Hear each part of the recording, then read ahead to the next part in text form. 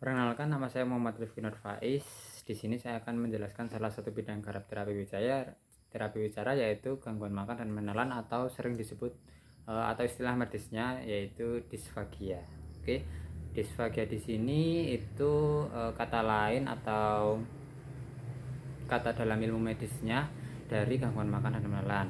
Dan gangguan menelan ini menurut Asya didefinisikan sebagai permasalahan yang melibatkan rongga mulut, faring, esofagus dan atau persimpangan gastroesofagus. Itu menurut Asya. Asya itu salah satu perkumpulan terapi bicara internasional. Seperti itu. Kemudian untuk pendapat ahli atau Nicolsi dari Nicolsi merupakan kesulitan menelan yang termasuk peradangan, kompresi, kelumpuhan, kelemahan atau hipertonikiti esofagus. Nah, untuk penyebabnya sendiri yaitu ada satu, kanker di rongga mulut, faring, nasofaring atau kerongkongan. Kemudian kemoradiasi untuk penanganan kanker kepala dan leher. Jadi memang kalau ada kanker di leher itu biasanya nanti ada gangguan menelan. Tidak hanya gangguan menelan, mungkin gangguan lain juga akan menjadi pengikutnya. Kemudian ada trauma atau operasi yang melibatkan kepala dan leher. Kemudian gigi yang membusuk atau hilang, itu bisa menjadi salah satu penyebab gangguan makan. Nah, itu untuk gangguan makan.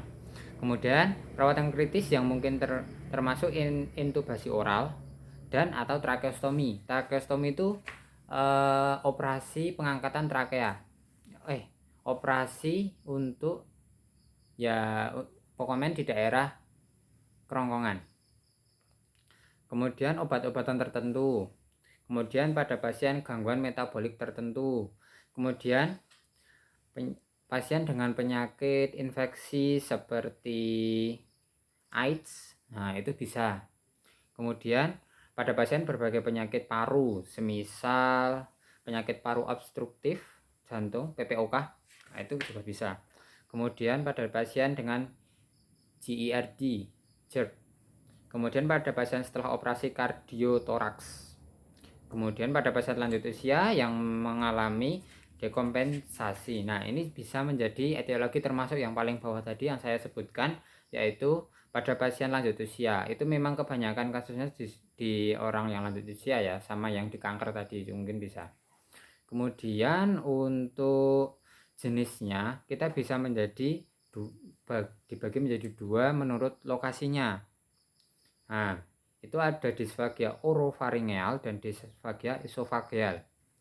Nah, kondisi ini dapat yang orofaringeal itu akibat dari fungsi yang tidak normal dari saraf dan otot mulut. Nah, itu. Kemudian disfagia esofagus, gangguan yang melibatkan tabung penelanan atau esofageal tadi dapat menyebabkan disfagia esofagus. Kondisi disfagia ini perlu dibedakan ya dengan odinofagia, yaitu rasa sakit saat menelan. Jadi disfagia di sini itu bukan karena kita tersedak, nah itu tidak bisa mendefinisikan langsung ke disfagia, tidak. Jadi disfagia ini untuk gangguan untuk orang yang mengalami gangguan pada menelan dengan memerlukan lebih banyak waktu. Jadi sangat sulit untuk menelan. Jadi waktunya itu enggak seperti orang normal. Nah, itu baru bisa didefinisikan sebagai disfagia. Nah, seperti itu. Kurang lebihnya dari saya mohon maaf. Terima kasih.